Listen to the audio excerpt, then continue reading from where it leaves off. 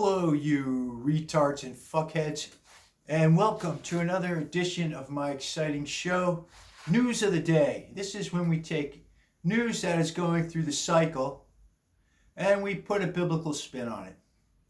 So let's begin, shall we? First story. I was up at night watching TV.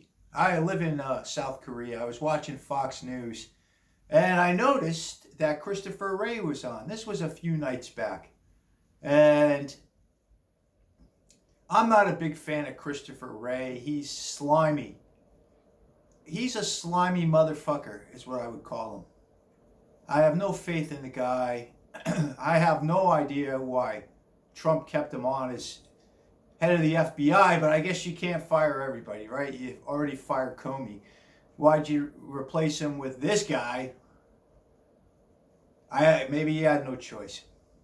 But anyway, he was saying something. He said something crazy. He said, we're not really sure if Donald Trump was actually shot by a bullet. You know, I thought to myself, what are you talking about? You're not really sure.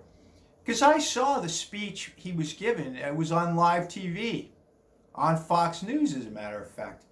It was a Sunday morning, my time, when I'm in bed. I'm kind of half in and half out of sleep. I think it was like 6:30 in the morning, and I'm kind of groggy, and you just hear, and suddenly Trump is grabbing his ear. I'm like, shit, man, the president just got shot. You know what I mean? And it's there for the world to see. So why Christopher Wray would say this is beyond me. Well, actually, it's not. It's because they hate the Orange Hitler. And the minute that kid missed, their hearts dropped because their opportunity was gone. Christopher Wray hates Donald Trump. Lots of people hate Donald Trump. And there was a collective sigh from the left, a sad sigh, when the bullet missed, right? And that's what I believe. And it's the funniest thing about this hearing that Christopher Wray was in. And again, maybe I'm the crazy one. But nobody brought up the idea that, is this a possible setup? You got a 20-year-old kid who was doing BlackRock commercials, out of all things. Larry Fink's company, who sold out the country so he could make big profits dealing with the Chinese, and he's buying up the Ukraine as we speak. So you have Larry Fink of BlackRock, and this kid is in a BlackRock commercial. He's 20 years old. Then he starts wandering around with a rangefinder for an hour, not like 5 minutes, for an hour. Then he climbs up a ladder, and the ladder's been confirmed.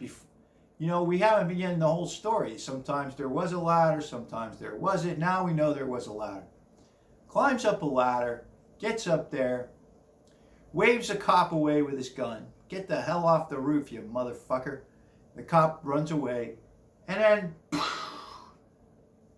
shoots the president, and nobody brings up the subject.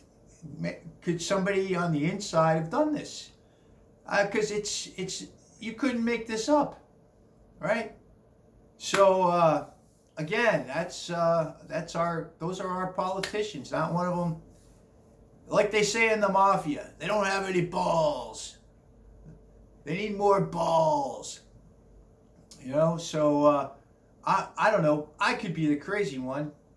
That's how I feel sometimes. Because to me, it just smacks of a setup. Anyway, what do I know? Second story. Kamala are going to be our new Democratic nominee, it looks like.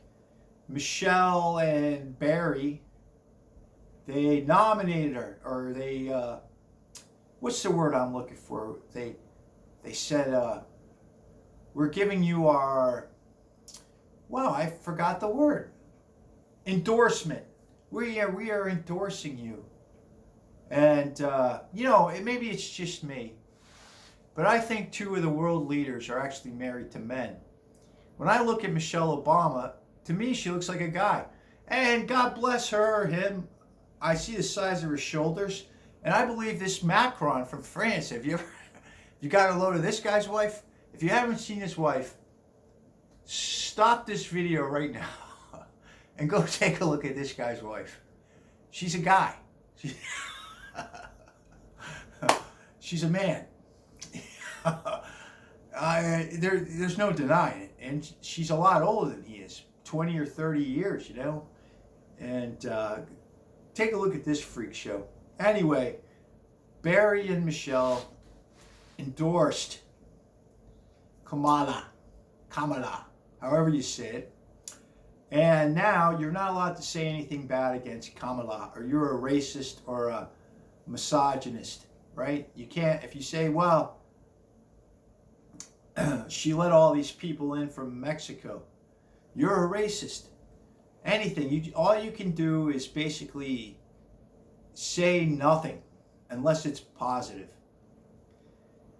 This woman right now she is getting a little bit of a uptick in the polls for the Democratic Party, but how long will that last? I don't know, because I'm going to tell you something about this woman. She's completely unlikable. Nobody likes her. She's really just not, she's not a friendly person. She's had amazing staff turnover. She's a woman who's just slimy and political, who was having an affair with Willie Brown. He was 60, she was 29, and that's how she got up the ladder.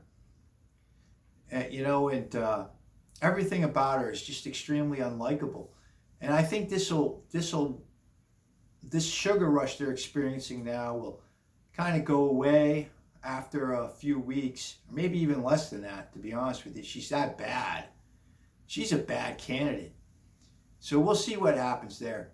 But it's just weird, I guess it's not weird. The mainstream media is really owned by corporations, and they're given their marching orders. Like I said in another video, there's no freedom of the press in America. It's just, Disney owns ABC. That's who's going to have the next debate. So it's basically, the moderators are going to have to do what their bosses tell them. And a lot of times they have no problem with that because they only hire libtards, So freedom of the press is a fiction in America. And what we have now is kind of a pravda. And everything that comes on about Kamala is how magnificent she is. Yeah, I'm not buying it. Will she win? She's got a 50-50 chance because our country's going to the pagans. And that brings me to the third story. I'm at 8 minutes, so I like to keep these things under 10. The third story is the Olympics thing that's happening in Paris. And you talk about paganism. They did this thing with the Last Supper. The Last Supper, for all you pagans out there, is when Christ has the last meal with his disciples. And he tells them, look, I'm going somewhere you can't come. I'm about to get crucified. I'm going to die, and then I'm going to come back. And it's a big deal. It's his last night on earth as Jesus the man. He'll come back vindicated as Jesus. Now everyone will have to accept him as the God-man, right? He was the God-man before, but just he was rejected. He comes back, and he's the God-man. In other words, this is a huge deal. One of the biggest nights in the whole history of the entire world. And what do the pagans at the Paris Olympics do? They take all these drag queens and they reenact the Last Supper. And,